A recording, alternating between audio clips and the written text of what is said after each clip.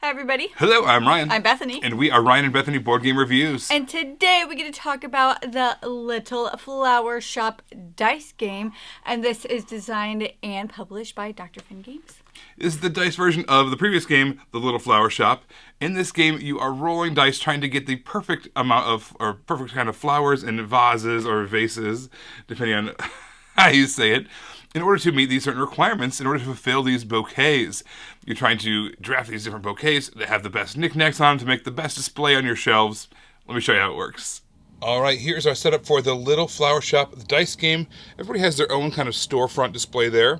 We've also got a basket that we're going to use to kind of lock in our dice. Every player is going to get 4 of these flower dice, as well as 1 dice that has all the different vases on it, or vases. But then we're all going to get one of these influence dice. They're all D6s, but they're all different, but they're all balanced as well.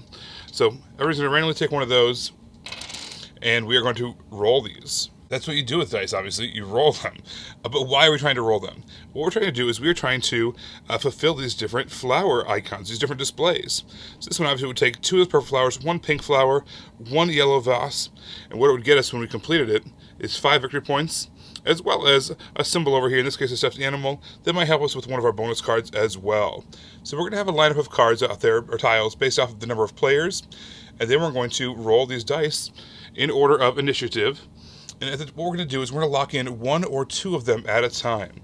So what we can do is we can roll these, and let's just say we're trying to complete that one. So we'll have that out there. Obviously we'd have a whole row of them, but just for the sake of this, you know what, we've got our 2 purples right there. Let's just lock them in. We'll put them on our little basket. Whoops. Put them on our basket there. Re-roll the rest. Now we've got our vase there as well, but we're not going to use that quite yet. Hey, there's our pink dice. Remember, we're going to only lock in 1 or 2 dice at a time. Okay, so we didn't get our purple vase. So you can see you have to do 1 or 2 at a time. If you want to re-roll everything and lock in nothing, you can actually spend $1. Or otherwise, what you can do is you can also lock in the initiative dice. 16 is not a bad number anyways. So let's lock that in. Buy us a little bit more time.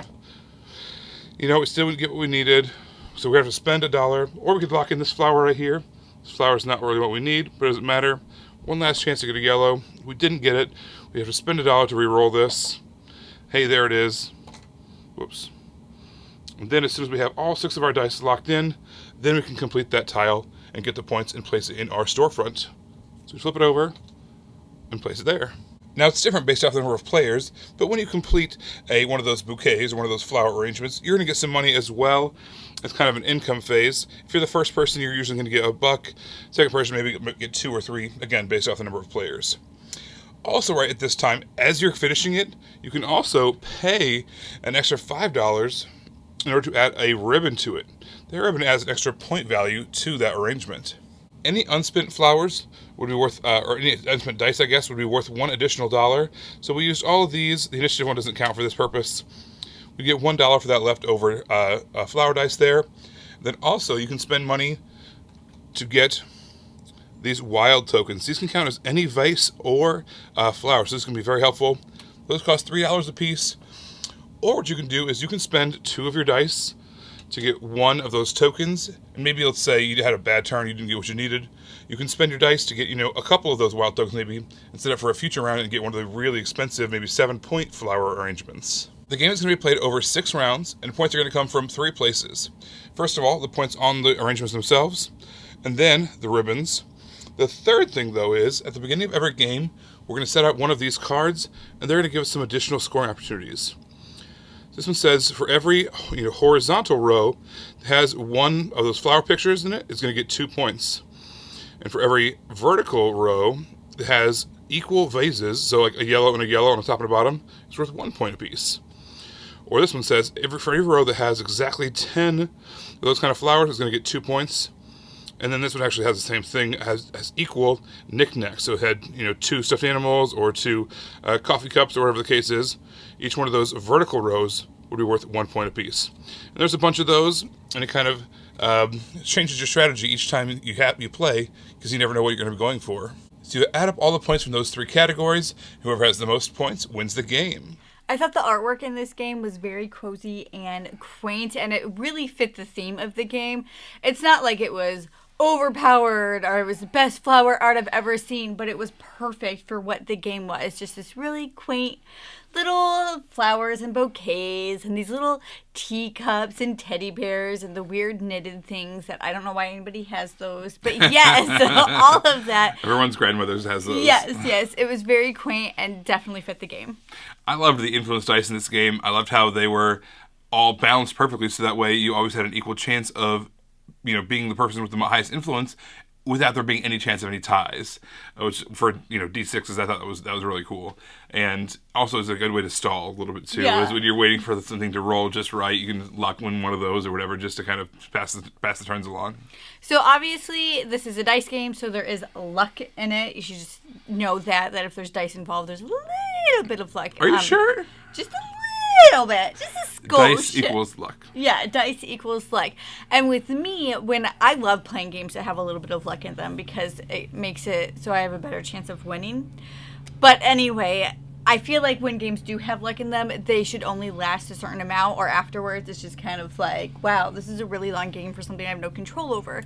And this fits that. It doesn't overstay its welcome for what it is. So I really like the length of gameplay with it being a semi-luck based game. I liked how you couldn't, if you rolled your dice, you couldn't just lock in the perfect roll. So for instance, there's some dice games, a lot of times you'll roll stuff, you can lock in some, and you maybe get X amount of re-rolls, perhaps. Yeah, it's like the opposite. Yeah, this is the opposite. You get to lock in exactly 1 or 2 dice at a time.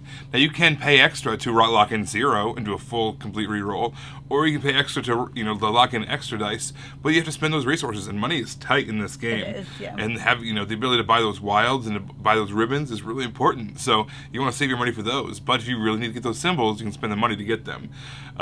I like how even if you roll the perfect roll, Doesn't matter. it doesn't matter. You have to you shell out to keep it, or else keep only 1 or 2 of them. Yeah. I thought that was pretty great. So overall, I really, really enjoyed this game. I thought it was quaint. I know I've said that like 5 times already, but I really enjoyed it. Quaint doesn't even mean like. It was cutesy. Yeah. Okay. It was cutesy, and I enjoyed it, and I would definitely play this game again. This is on the lighter end of the spectrum for me. I gravitate towards heavier games, so this was like not. What? Yeah, I know. Are you serious? Yeah, it's a direct reflection of my weight. Heavier games for a heavier man. So you're enjoying lighter games as the year carries on. I'm hoping to. So that being said, this is not a game that I gravitate to. I wouldn't pick this off the shelf just, but at the store, let's say, I wouldn't go and say, "Oh, I want to get this." But at the same time, whenever I play it, it's like, hey, you know what? That was a good time. I enjoyed that. Yeah. It's a nice little dice game, and I love the set collection. I love the extra scoring bonus cards that come out each round or each game. Yeah, so this is a game that we can play together and both have a great time playing. Yeah. Everybody, thank you so much for watching. Don't forget to subscribe so you can see our videos as they come out. Until then, you can find us on Facebook, we're Ryan Bethany Board Game Reviews. On Twitter, we're Ryan Bethany 1. And on Instagram, we are Ryan and Bethany. All right, guys, thanks so much for watching, and we will see you next time. Bye. Bye.